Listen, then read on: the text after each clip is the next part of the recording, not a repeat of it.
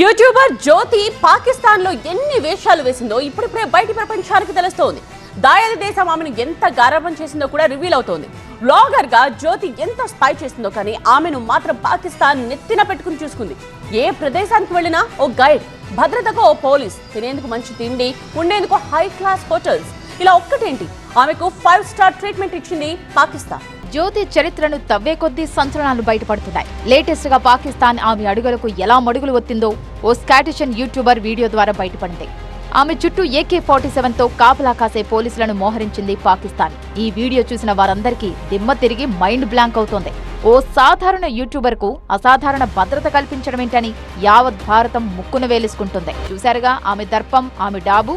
లాహోర్లోని అనార్కలి బజార్లో ఆమె నడుస్తుంటే చుట్టూ 10 మంది పోలీసులు ఆమెకు కాపలా కాశారు.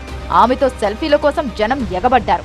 ఓ ఇండియన్ గర్ల్ సాధారణ యూట్యూబర్ కు పాకిస్తాన్లో ఇంత క్రేజా అంటూ అందరూ అవాక్కవుతున్నారు.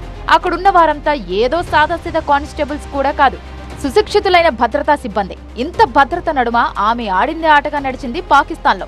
ఎప్పుడు కావాలంటే అప్పుడు పాకిస్తాన్ వీసా, ISI ఏజెంట్లతో దగ్గర సంబంధాలు, డానిష్ అనే ఏజెంట్ తో లోతైన రిలేషన్స్, ఈ రేంజ్ లో జ్యోతి మల్హోత్రా స్పై నెట్వర్క్ సాగింది. ఇండియాలో పుట్టిన జ్యోతి తన వీడియోల ద్వారా పాకిస్తాన్ డబ్బా కొట్టింది. స్కాటిష్ యూట్యూబర్ వీడియోలను పాకిస్తాన్ ఆతిథ్యం సూపర్ అంటూ చప్పరించింది. పైగా స్కాటిష్ యూట్యూబర్ పాకిస్తాన్ జిందాబాద్ అంటుంటే దానికి వంత కూడా పాడింది ఈ కిలాడి.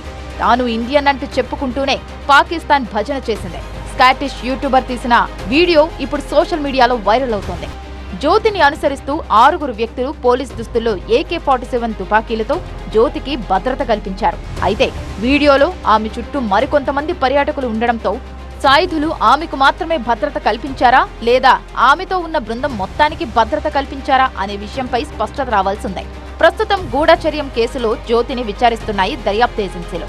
పాక్ ఇంటెలిజెన్స్ అధికారులతో తనకు సంబంధాలున్నట్లు జ్యోతి మల్హోత్రా అంగీకరించింది కూడా. పాక్ హైకమిషన్ లో పనిచేసే డానిష్ తో తాను నిత్యం టచ్ లో ఉండేది. ఆపరేషన్ సింధూర్ సమయంలో కూడా జ్యోతి పాక్ కు సమాచారం చేరవేసినట్లు అనుమానిస్తున్నారు. ప్రస్తుతం జ్యోతి మల్హోత్రా ఫోరెన్సిక్ నివేదిక బయటకు వచ్చింది. ఫోరెన్సిక్ నివేదిక ఆధారంగా జ్యోతి గూఢచర్యానికి పాల్పడినట్టు నిర్ధారణ అయింది. 4 పాక్ అధికారులతో సన్నిహిత సంబంధాలు ఉన్నట్టు గుర్తించారు. జ్యోతి మల్హోత్రా దగ్గర స్వాధీనం చేసుకున్న ల్యాప్టాప్, 3 సెల్ ఫోన్లలో కీలక ఆధారాలు బయటపడ్డాయి. జ్యోతి ఫోన్ల నుంచి 2 TB డేటా లభ్యమైంది.